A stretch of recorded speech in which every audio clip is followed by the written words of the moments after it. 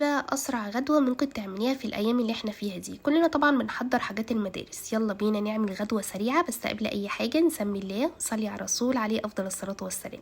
هجيبي بقى بطاطس وتقطعيها كده حلقات، وبعد كده كان عندي نص كيلو من البانيه. بدأت ان انا اجيب طاسة على النار فيها مكعب من الزبدة وشوية من الزيت، ونزلت بكل الفراخ بتاعتي لغاية ما غيرت لونها كده.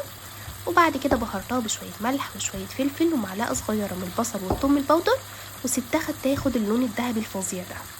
اول ما اخدته بقى طلعتها وحطيت البطاطس اللي انا كنت مقطعاها. هي بقى لما البطاطس بتاخد لون تعالي نعمل لها احلى صوص. كوبايتين كبار من اللبن وعليهم معلقتين كبار من الدقيق، هتقلبيهم كده على البارد. وبعد كده لما البطاطس تاخد التحميره الفظيعه دي هتنزلي بقى بالفراخ، وبعد كده الصوص بتاعنا، وتغطيها باي غطا عندك وتوطي عليها خالص بالظبط 10 دقايق. هتفتحي عليها تلاقيها دايبه دوب.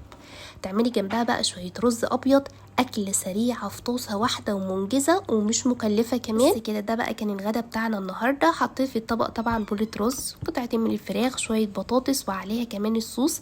كانت أكلة سهلة وسريعة وطعمها حلو قوي، جربوها. يا رب الوصفات تكون بتعجبكم، وبألف هنا وشفا.